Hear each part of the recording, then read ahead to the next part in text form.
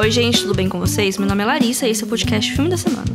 Eu tô cansada de falar, porque assim, se vocês me acompanham no Instagram, @filme.da.semana, eu fiz a live hoje que eu, não sei, tive esse negócio de ideia de fazer lives comentando os filmes que eu assisti no mês anterior, né? No caso, eu falei do que eu vi em janeiro, agora, no momento de gravação, 21h16 do dia 16 do 2, momentos, né, pra se recordar. Acabei de fazer a live falando do que eu vi, e aqui no episódio eu vou falar de alguns filmes que eu acabei de falar lá, então, né, tô um pouco cansada, mas eu espero que isso não reflita na minha voz. Mas fica aí o convite para vocês seguirem nosso Instagram, @filme.da.semana.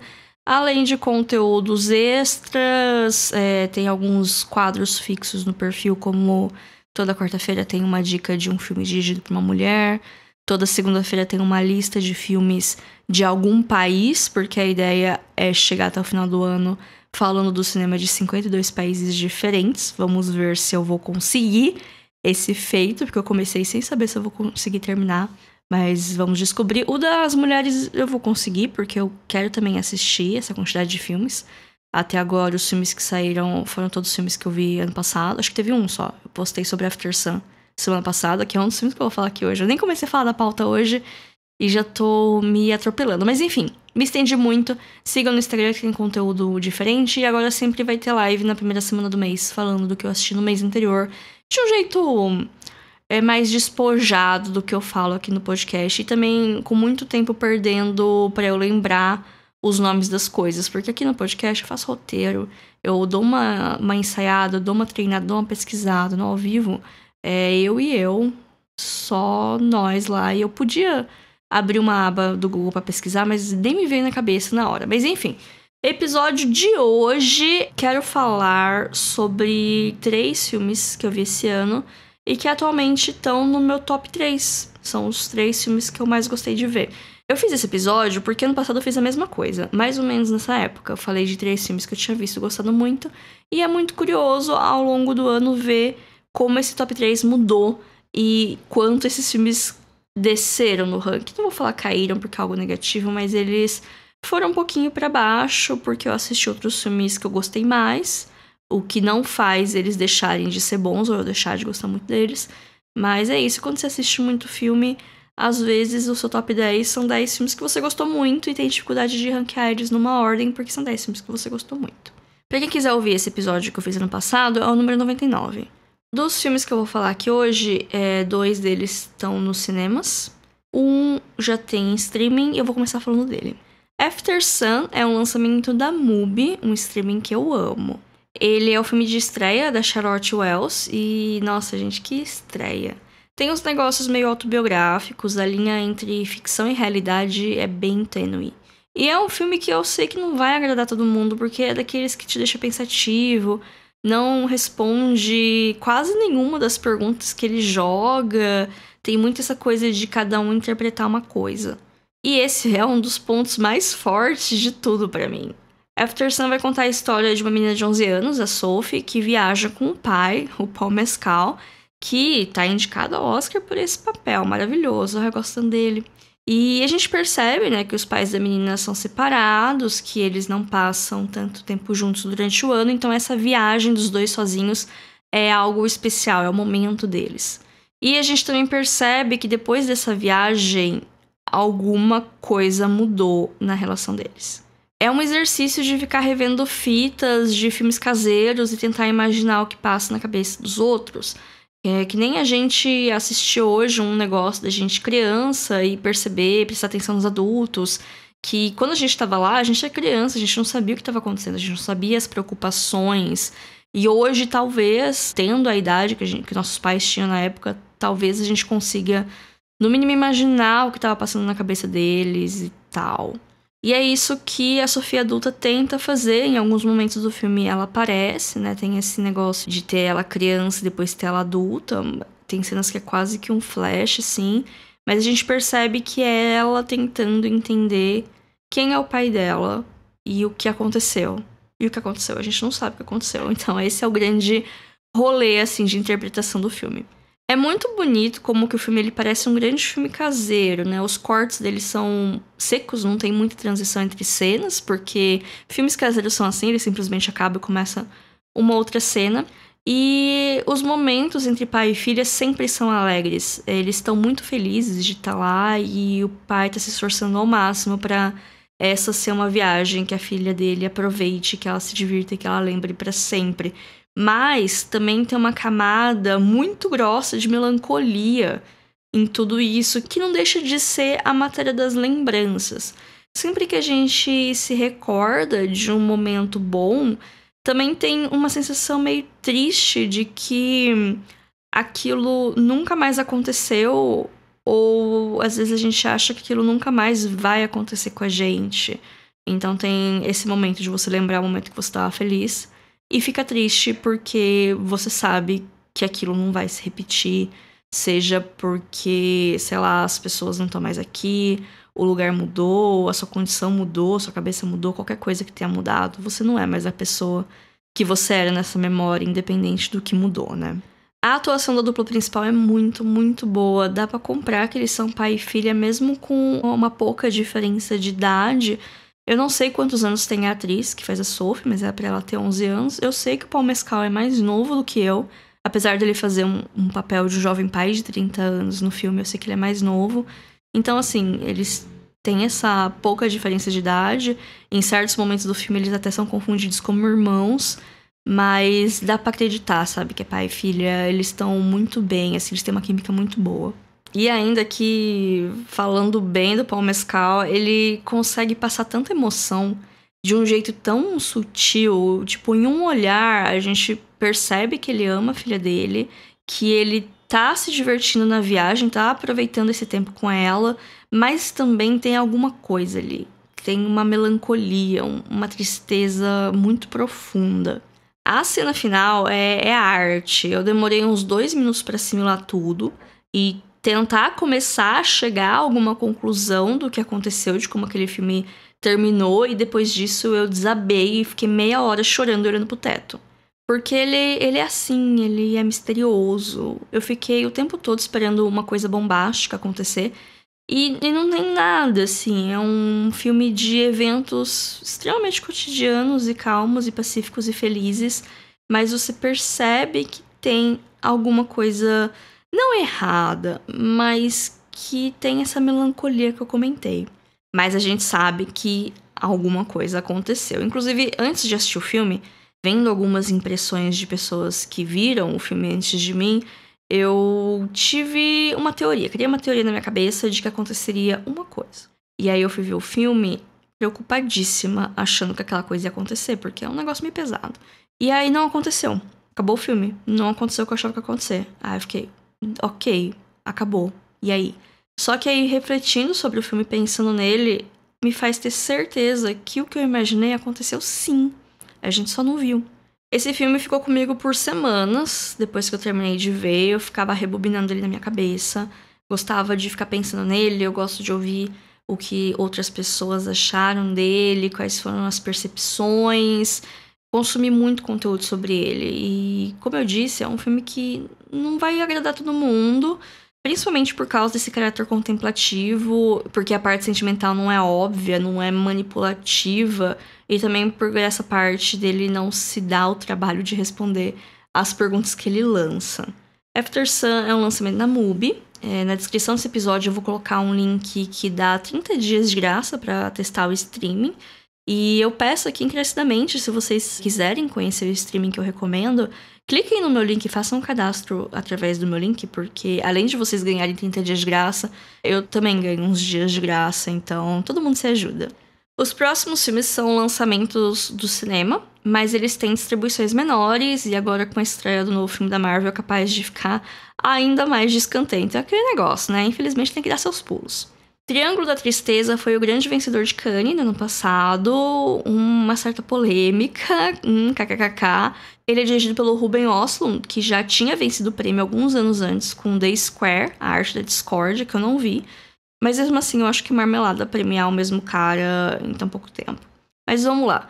Triângulo da Tristeza é uma grande sátira de tudo e de todos. Não tem medo de ser exagerada. Algumas pessoas podem dizer que ele se perde nas críticas, mas eu me diverti assistindo ele. O filme vai acompanhar um jovem casal de modelos. Dá pra ver que esse relacionamento dificilmente vai durar muito. Eles têm alguns problemas de comunicação e até de vislumbrar o futuro juntos. A primeira cena já deixa bem claro essa desconexão deles. Mas eles são jovens e bonitos, tem que aproveitar o momento mesmo. A garota, ela também é influencer e ela é convidada a ir no cruzeiro de iate pra fazer conteúdo. E eles vão e viram um grande White Lotus. Os passageiros são todo tipo de caricatura de pessoas ricas, a tripulação se comporta quase como robô, o capitão é uma figura altamente instável e essa viagem tem tudo pra degringolar rapidamente, que é o que acontece. Isso tudo que eu tô falando é a primeira meia hora do filme, que ele sofre de ser longo demais, como boa parte dos filmes dessa temporada de premiações, dava pra ter meia hora menos fácil. Mas então, eu só contei o comecinho desse filme porque ele é daqueles com desdobramentos quase imprevisíveis. Eu mesma fui bastante surpreendida, não imaginava boa parte dos rumos que as coisas tomaram. E o final dele é aberto. Mas eu achei interessante acabar do jeito que acabou. Gostei, eu não tenho certeza. Mas eu achei interessante. Esse filme tem várias coisas assim que eu não gostei, mas eu achei corajoso do diretor fazer do jeito que ele fez. Porque tem algumas coisas que acabam sendo contrárias à convenção ou escapando à convenção. Então, assim, né? Não gostei muito da execução, mas parabéns pela coragem. Eu gostei bastante também de como as cenas no iate sempre fazem a gente lembrar que eles estão de fato no mar. A câmera nunca tá retinha, beirando um exagero cômico numas horas das pessoas estarem praticamente assim em 45 graus do chão. Tem uma sequência escatológica que é longa demais, de novo eu falando, eu não gostei tanto, mas admiro a coragem. E tá mostrando gente rica levando a pior, então, né, não foi tão ruim assim.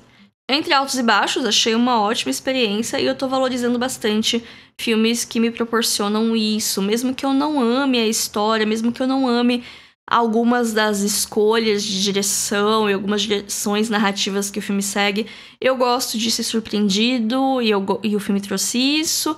E eu gosto de boas experiências. Esse filme quase não me deu vontade de pegar o celular pra ver o que tava acontecendo. Então, me prendeu por boa parte dele, isso já é um bom mérito. Triângulo da Tristeza chegou nos cinemas hoje, né, que é a data de gravação desse programa, a última quinta, para vocês se estiverem vendo no futuro. Não chegou aqui em Bauru, que coisa, mas tá aí, né. O último filme de hoje foi um que eu tava ansiosa pra ver, mas eu tinha um pouco de medo das minhas próprias expectativas. Mas eu aproveitei a promoção de cinema por R$10, que tava rolando semana passada, e fui ver na telona e eu amei cada um dos 150 minutos desse filme.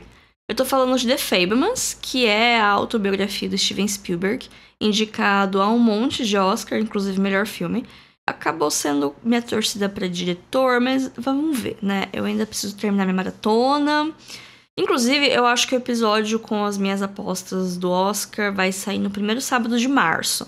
A cerimônia vai ser no dia 12, que é o segundo domingo, mas eu acho que eu vou fazer com uma semana de antecedência pra dar tempo de, sei lá, às vezes alguém quer ver minhas apostas pra direcionar alguns filmes que quer ver de última hora e tal. E também porque no dia 11, que é o dia antes do Oscar, vai ser o episódio número 150, e eu quero fazer alguma coisa diferente, especial, comemorar os 3 anos de programa. Mas enfim, voltando a falar de The Fabelmans, ele vai contar a história do jovem Sam Fabelman, que é o Steven Spielberg. Muitas das coisas que acontecem no filme são inspiradas na infância dele, é um coming of age. A gente vai acompanhar ele dos 6 aos 18 anos, mais ou menos, desde a primeira experiência dele no cinema até ele conseguir o primeiro emprego. E, ai, gente, que delícia de filme. Dá pra sentir o carinho dele em fazer, o carinho dele com o cinema, em contar a própria história. Eu já me emocionei na primeira cena, que eles estão na fila do cinema e o pai dele tá explicando como que o cinema funciona, que fica tudo escuro e tal. Porque a minha mãe, ela teve uma conversa parecida comigo quando ela me levou pela primeira vez no cinema. E eu tinha uma idade parecida com a do Sam também, então, enfim, deu esse flashback. E assim como o Pequeno Senna, eu também fiquei maravilhada com a magia do cinema, porque, gente, é muito mágico ir no cinema e aquilo acontecer. Ainda que o primeiro filme que ele vai ver no filme é o maior espetáculo da Terra, e que tem uma cena de acidente de trem que é bem impactante. Imagina uma criança assistindo aquilo na telona, realmente justifica ele ficando doido, querendo reproduzir aquilo, queria virar cineasta. Eu fui ver Mulan, que é uma animação, talvez... Eu já estava acostumada a assistir animações em casa, mas ainda assim foi mágico, sabe? The Fabelmans é um daqueles filmes que não tem spoiler direito, porque muitas coisas acontecem, mas nenhuma delas é uma grande revelação. Até porque eu conhecia um pouquinho da história do diretor, porque eu sou fã, né? Tipo, ok, talvez tenha um mini spoiler, que é um negócio que acontece com os pais dele, que foi uma coisa que traumatizou o menino, e dá pra ver reflexo disso em todas as obras dele. Não é nada, nossa, são coisas do cotidiano. Talvez não acontecessem com frequência na época, mas não é nada muito diferente, assim, nada muito fora da realidade. E também não tem nenhum gatilho muito forte, quer dizer, tem pra bullying e pra principalmente antissemitismo, porque a família principal e o Steven Spielberg, eles são judeus, e o Pequeno Senna, ele sofre bullying na escola, que tem um momento que eles mudam de cidade, então tem o rolê dele ser um menino novo, dele ser um menino quieto e dele ser um menino judeu. Então tudo isso meio que torna ele um grande alvo do bullying da escola, nos anos 60 ou 50, acho que era 50. Numa entrevista, o Spielberg ele afirmou que queria explorar essa época da vida que a gente começa a ver nossos pais como pessoas de verdades, que é uma coisa que chega em momentos diferentes para pessoas diferentes. Eu mesma, eu acho que eu só cheguei nessa percepção depois dos meus 20 anos. Mas enfim, eu achei bem curioso, porque o filme ele foca muito na relação familiar, uma relação com amor, mas com muitas imperfeições. E também é um retrato da família dele com algumas imperfeições e com algumas coisas que ele gostava muito. Dá pra acreditar que eles são pessoas de verdade, por mais que não tenha nada muito extremo, nada muito... Nossa, é um cinema cru e realista. Não, é um filme para todas as famílias, para todas as idades, mostrando um jovem que ama muito o cinema e ele quer fazer os filmes dele. E, nossa, eu adorei as partes dele fazendo as gravações caseiras e começando a improvisar uns efeitos especiais e chamando os amigos dele pra gravar. Gente, eu adorei essas partes, porque, nossa, eu amo filmes sobre filmes. E esse, ele é um filme sobre filme, mas sem falar da indústria. Ele fala um pouquinho da indústria no final, mas é muito breve, não é sobre isso o filme. Então fica aí a recomendação pra quem é fã do diretor, pra quem gosta de cinema, ou pra quem gosta de um bom filme. Ele é daqueles que vai entreter, que aí não costuma assistir filmes mais diferentões, que nem After Sun, que é um filme que já exige um pouco mais de atenção e dedicação pra você desmontar esse quebra-cabeça. Mas também não é um filme que ele... que nem eu falei, eu não gosto de cinebiografia. Quer dizer, eu falei na live, eu não falei aqui, eu já tô me perdendo no personagem. Mas eu não gosto de cinebiografia, e The Fabelmans podia cair em várias armadilhas sentimentais de cinebiografias, ele não cai. Então ele é um filme bastante eficiente em tudo que ele se propõe. Gostei bastante. Bom, gente, esse foi o episódio de hoje. 3 diquinhas aqui, depois de um episódio longo, cheio de pesquisa. A agenda do filme da semana. Eu acho que semana que vem eu vou vir falar de livros, fazer uma atualização de leituras, porque faz tempo que eu não faço. E eu tô lendo muito nesse começo de ano, não sei o que tá acontecendo. E depois vai ter o do Oscar, que eu espero ver os filmes que eu quero ver agora no carnaval. E depois o episódio de número 150, que eu vou criar alguma comemoração que eu preciso pensar ainda. Mas fiquem atentos nas redes sociais, quer dizer, no Instagram, né? Que eu vou divulgar por lá. E se eu for fazer alguma coisa, tipo, respondendo perguntas, eu vou falar por lá. Ou, se tudo der certo também, eu aviso em algum podcast futuro. Mas, se você tem dúvidas, se você tem perguntas, sugestões de pauta, qualquer coisa, você pode mandar um e-mail para podcastfilmedasemana@gmail.com ou mandar uma DM pro nosso Instagram também, falar comigo de qualquer maneira. Esse e-mail, ele também é uma chave Pix, caso queiram fazer qualquer contribuição com o nosso trabalho. E é isso. Bom carnaval pra vocês, juízo e tals. Vocês sabem do que eu tô falando.